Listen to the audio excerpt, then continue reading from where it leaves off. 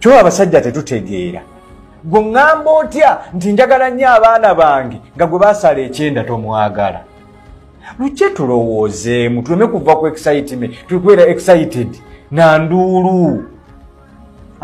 Nammwe abakyala abali mu kyaki n'okuba enduulu ng'omusajja azze akugambye nti nze njagala baana bange bokka bensinga okwagala naye ng'ekibala ekyafulumya abaana abo tokyagadde gwe Katonda anaakuteerawo peace wakati awo oyogere n'omukyalo oyo akulekera abaana abaana kyogamba banaabeera ne peace. Ekkiriza nti katugende tubuuze ku taata tuwe ku taata tumwagale nnyo ndaba tayagala maama waffe ng'abaana bamanyiya maama yabazaala. Ono omusajja yeemenyeza bwereere. Era kankubuulireko bwe babayo abasajja abalowooza endowooza efaananako n'ey'omusumba oyo muyina ekikyamu ku mitwe. Yes, webiti abantu beeyongedde okuba nga bakuba mu nsonga za Pastor Bujinge Tochi bagamba nti ye yabireeta. Singa teyabireeta abaana abo essaawa yakakati teyandibadde yadde eno ate n'akaaba nti omutima gunnumira abaana bange. Nonno tubadde tukyali awo ne zireeta omwami n'agamba nti oyo Bujingo gwe mulaba oyo yeekaabya otuzigo otutaliiyo nti era n'ebigambo bye aba tabitegeeza obudde obusinga. Lwaki ayina ensonga ze zayogedde n'ateekako nti ayina evidence zonna kubanga ye yakolangayo. Bujingo yajja n'ayogera n'agamba nti abaana babasonyiye. Yakyogera ku Sunday. Before Sunday nga tennatuuka lwali lwakusatu baali mu kkooti ng'asaba omulamuzi akkirize bamuwe ekyapa ky'entebe Teddy kwatudde. Soko kidemu? Ku Sunday lwe yajja n'agamba nsonyiye abaana bange. Ku lwokusatu yali mu kkooti. Ku lwokusatu before ku Sunday. Ng'ali mu kkooti ng'agamba ayagala ekyapa ky'entebe bakijjeyo era akisigaze bakiteeke n'amannya ge yekka. Bakijje ku Teddy. Ebyadda njogera ntya Katonda. Ng'aguze ne balooya abaaliyo nga n'ekyapa bakireese. Mukaakayanja, Pasa Kayanja n'akyusa balooya ne bateekayo baganda ba Mukyakayanja. Ne bafuuka balooya b'omusango. Era ekyapa omulamuzi ne bagiraawo kuba balooya baali bamaze obbagula yagenda otuuka mu kkooti ng'aliyo balooya balala. Ekyapa ne bakizaayo. N'asala amagezi kw'olwo lunaku lwennyini ne bateekayo omusango ng'ayagala mutalaba ku mwana. Omwana bamugye ku Teddy atandika obeera ne Bujingo. Omulenzi. Omuto jjukira Teddy naye ye muggalanda we. Teddy singa akwata omwana oyo n'amuwaayo ajja kukubwa pressure. Kuba tamanyi oli mukazi mujja kyagenda kukola mwana we. Bw'akubwa pressure aba mufu. Azizo ziwulira munnange njogere ki ndeke kini nga nze wendi okubanga byonna mbikuwa mpola wendi okubanga nga gutuusaako mu buli mbeera yonna era ojja kubanga ogafuna maboojovo bwago. Tuddeko ye mwana muwala we n'enwaje Kataba mugajambulira erukunjiri ebigambo byabadde wali ne beexchanging ebigambo ne bamuvuma ne bamwogerera ebisongo bino batuuka omugamba nti ddayo ewammwe.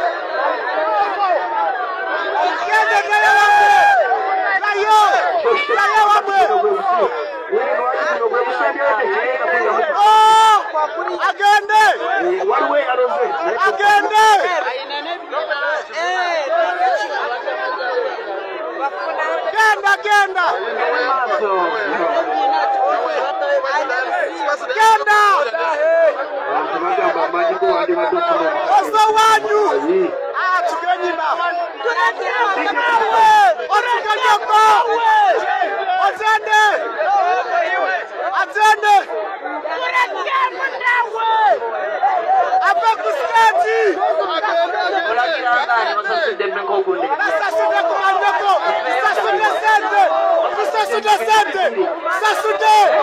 Sasude nyoko. Genda kumanyoko. Tukanyoko. Fuck you man. Kumanyoko. Tukanyoko. Kumanyoko. Roko.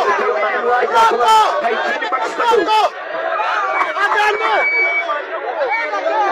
Sasude sente no kusema kumanyoko. Genda fuck you man. Fuck you, man! Manyoko! Fuck your ass! Fuck your ass! Manyoko! Kabure! Agane! Manyoko! Fuck you, man! Master, fuck you, man! I swear I will go. Fuck you, man! Genda! Genda! Genda! Genda! Genda! Genda! Fuck you, man! Genda! Genda! Genda!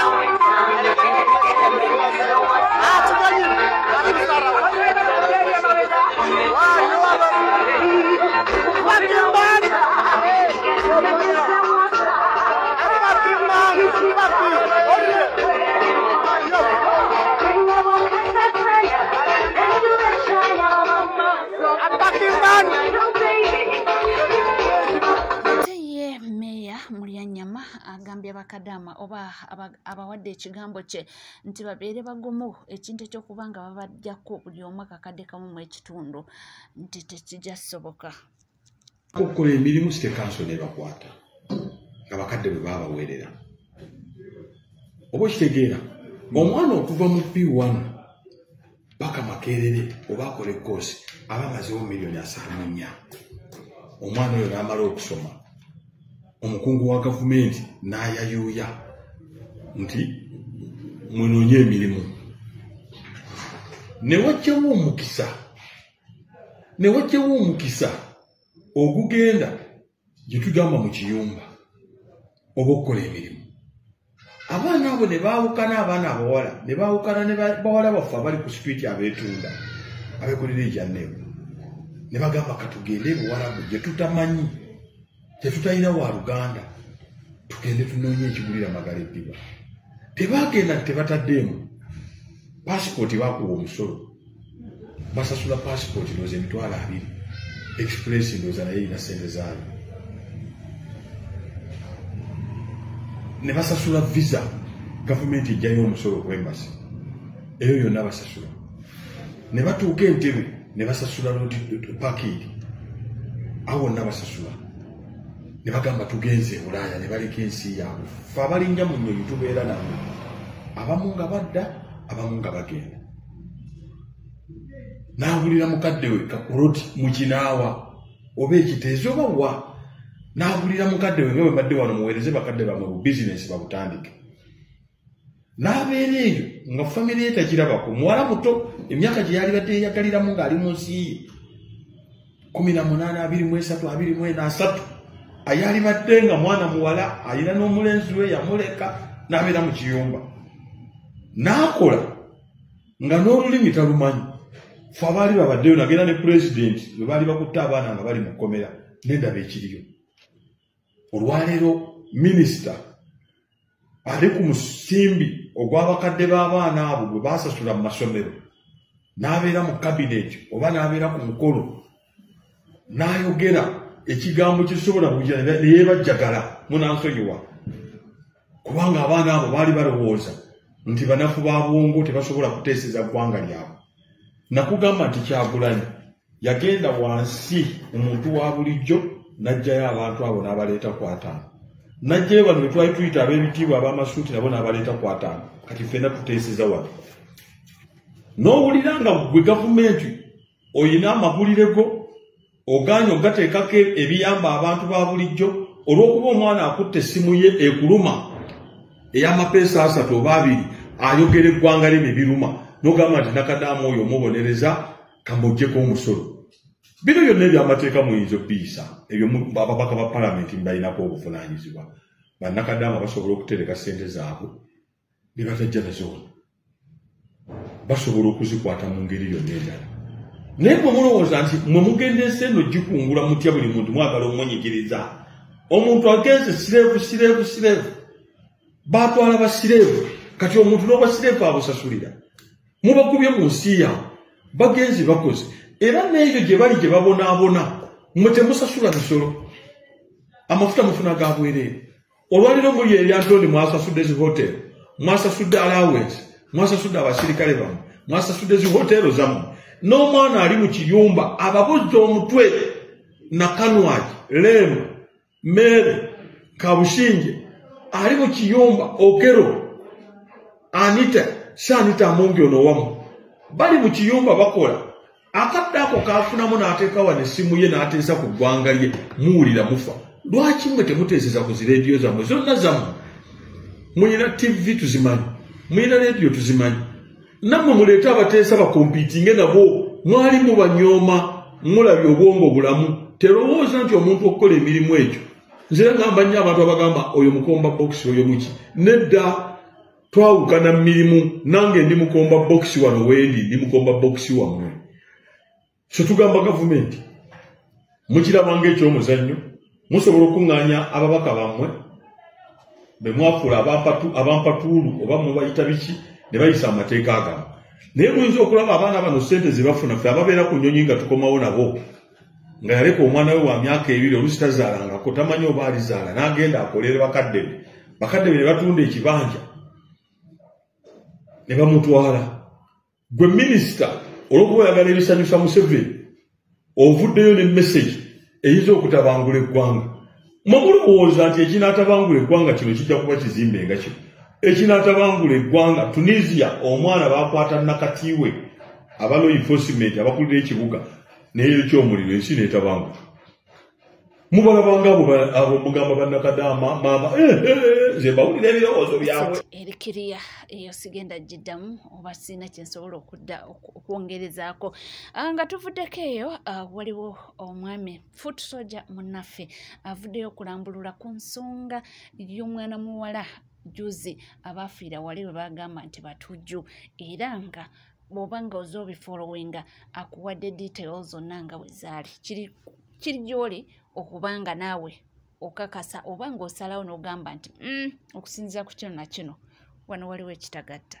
oba okusinziira ku kino na kino mazima bituufu kwange mu ADF owulirize nnyo nalina emyaka 7 kitange nansitula nantwala ku ssomero kuwa kuba Seekambaziira ku ssomero lya Seekambaziira liruddawa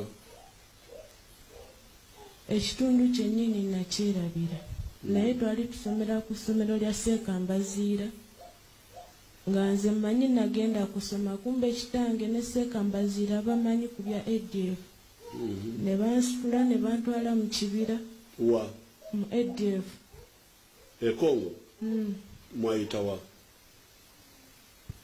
twali abawala 4 n'abalenzi 5 ne batupakira mu mmotoka ya drone saawa 12 ne batutambuza ne tusanga bannaffe omuwala omu n'abalenzi 2 ne babateeka mu mmotoka ne batutambuza ne batuuse Kongo ne batubuza we bababuza mulaga badde mbaagala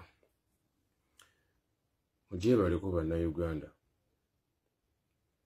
yadde nga mugikolera mu bugubi kubanga tuli ku time bomb nabagamba oba nyongera obajjukiza nti pulezidenti waffe His Excellency Robert Kyagulanyi Ssentamu yagamba osobola osiruwaza abantu naye tesobola siruwaza bantu bebamu buli lunaku bw'owuliriza amaloboozi g'omuwala oyo gwentadde awo era nga yoono gwentadde wano emboozi yonna yemboozi y'eruweero nti abazze ne basanga omulaalo ye ne bamusonyiwa omulaalo najja n'atugamba basse maama waffe ne taata waffe ne baganda baffe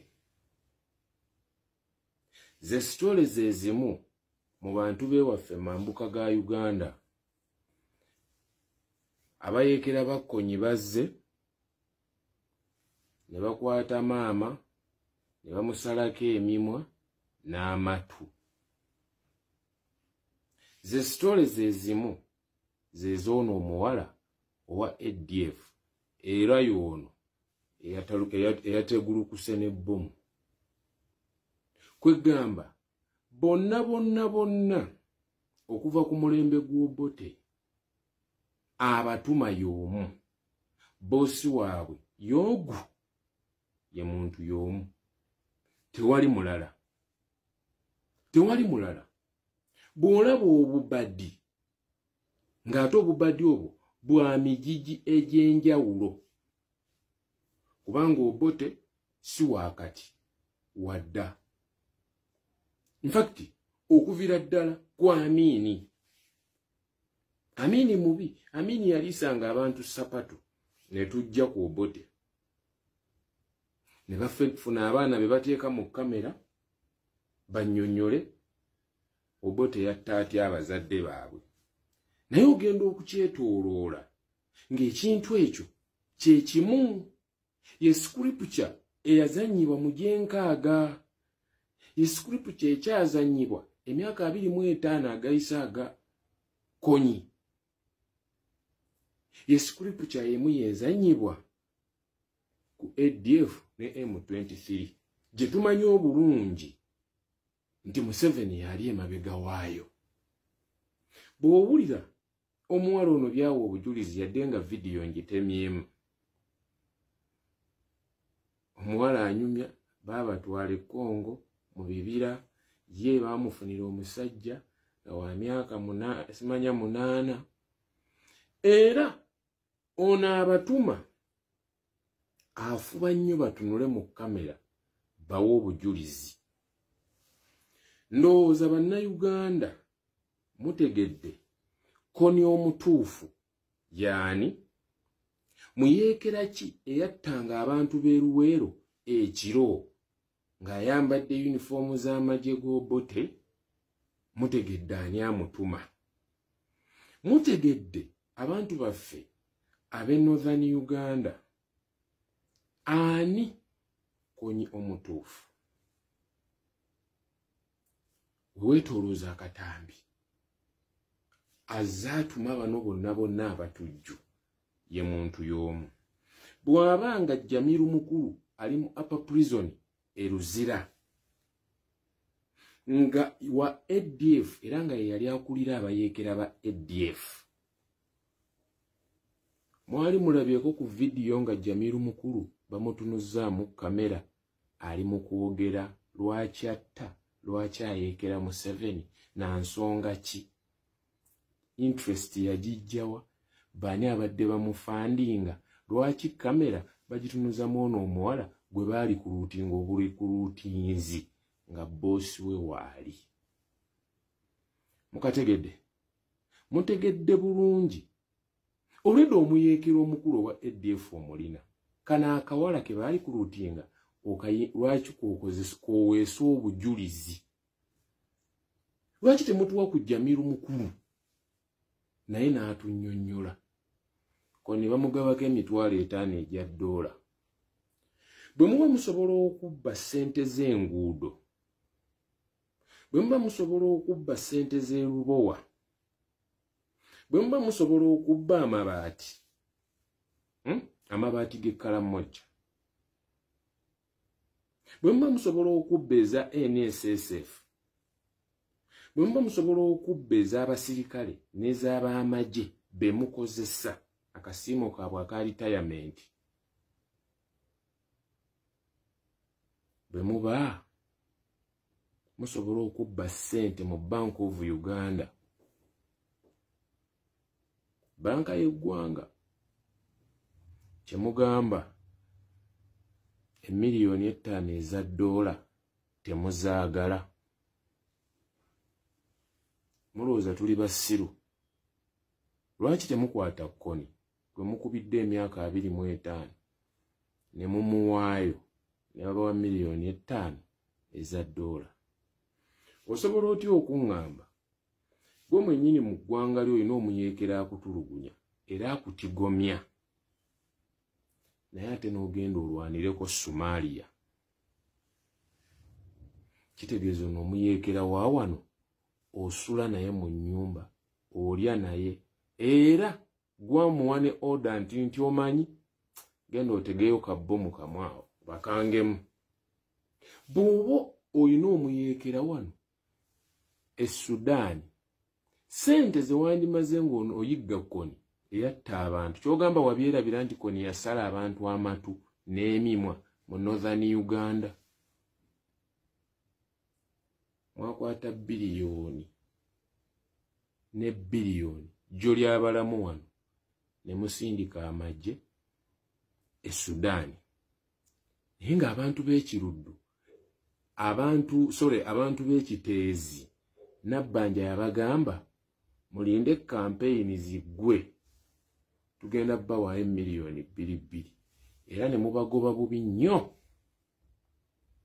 wabula ne musalawo ne mwetikka amagye ne mugatwala Sudan nti muyina omukago ne Sudan kugamba be Sudan ba makulu nnyo nosingo compensating ab'ekiteezi ozobiwulidde ate munange wabaluseewo olutalo wakati wa Prima Kadash ne Mr. Henry lutalo lw'ebigambo mbo Henry mbu oba yali ku program oba yali ku show oba yali luddawo oba aliwo gwe yanyumiza mbu Prima Kadash yali tamanyi kwesalirawo ko Prima Kadash n'amuddiza ebigambo nti nze Prima nga nze yali akusalirawo kimu so ebigambo bijjawo bigenda mu maaso era tetumanyi gye binagwa oba nga we binaakomenkereza naye nga byo gye biri wakati wa Prima Kadash ne Mr. Henry oli ku NCK TV teweerabira kubanga osubscribinga ringing that notification bell sharing liking esigadde nkomawo nabyo tuva